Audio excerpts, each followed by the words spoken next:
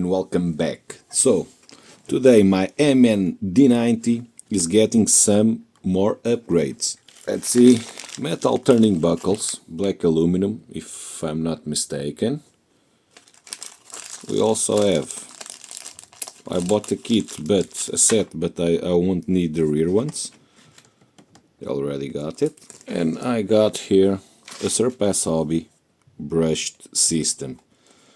I don't know, it's a 80 amp ESC. I don't know if I have the time to assemble all this in a small video, but let's see. So let's take out the body and beginning the overall of the front axle. So I took out the body. Now I'm going to disassemble the front axle, removing these links and the shocks and these upper ones too. These ones I have to make shorter because the angle is too steep on this axle. I want a little bit or more in the line like this, only a little bit tilted in this case, in this position. The stock axle has been disassembled. In order to open it, we have to take out the pumpkin screws, like so. This is the stock MN99S front axle. It's got bearings, it's got metal gears, but in the last run these ones, they were sleeping, no traction. This cannot rotate by hand. These two in the ends, let me see, okay. They are rotating by hand, I think it's this one.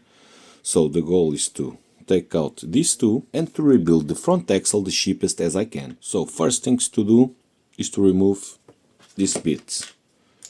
So this one is so loose that I'm going to be able to take it by hand, just doing this and pulling, okay.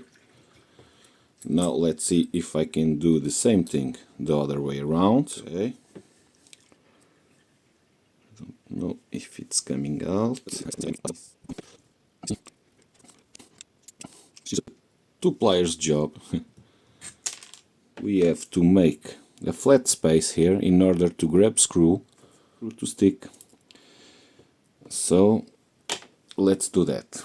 But first we have to clean these ridges here, because this doesn't fit like so, okay?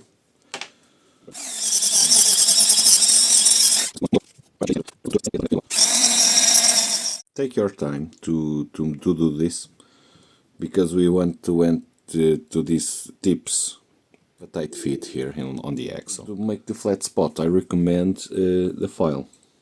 For me it's easier, but it's up to you. On a vise it's easier too. So two flat spots. Now let's see if they line up. Like so, perfect. Well, in these grab screws I recommend to use a little bit of glue, just to give it a tight fit snugly,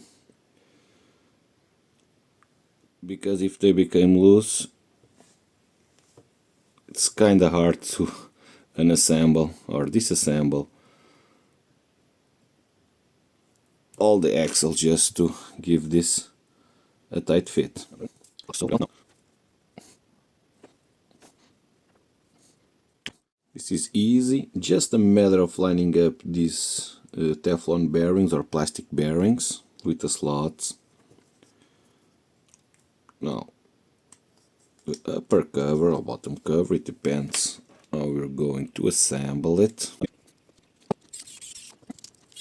Now just a matter of sliding this in, like so. Should also put the bearing, like so. Now these caps goes here.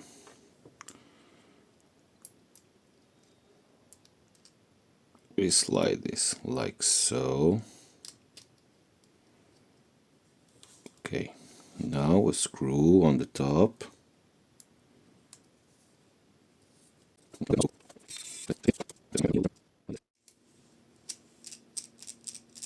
Awesome. As you can see, it works just fine. Now we're going to put this like so, like so.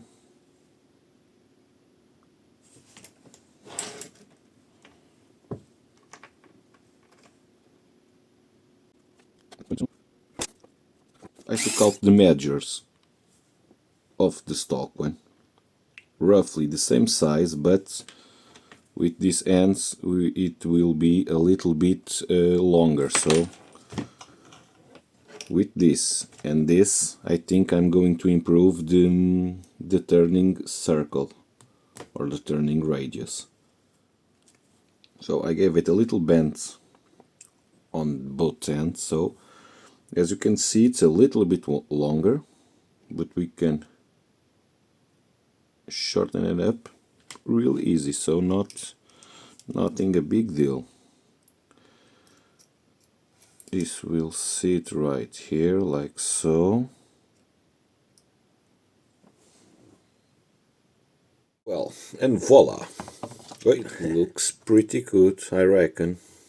Okay, some rough edges, but the main goals, I think, that were accomplished. So the angle of the axle, it's now more straight, more in line with the rear one. This came out beautifully. Okay, very good.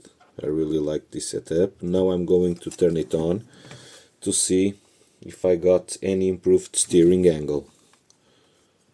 Let's put the battery real quick. Well guys, and it's finally done. I finally made it. This is looking pretty cool and pretty good. Let me see if I can show you the difference in steering angle. So this is more or less the stock steering angle that it has.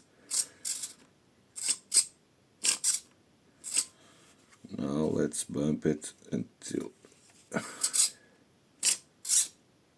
it's way different, way different. Today I won't be able to install my Surpass Hobby servo, but in the next video I will do so. This is how do you rebuild a stock MN or WPL axle, a front axle. Maybe just metal covers on the axles just to bring the weight a little bit more down, but for now it's going to be like this. And it's all for today, guys. I hope that you enjoyed. See you next time, guys. Bye.